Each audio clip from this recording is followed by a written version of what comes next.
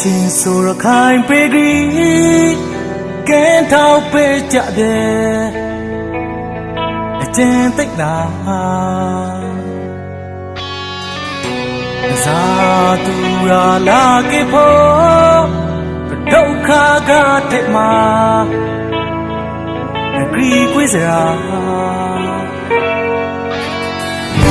အသာ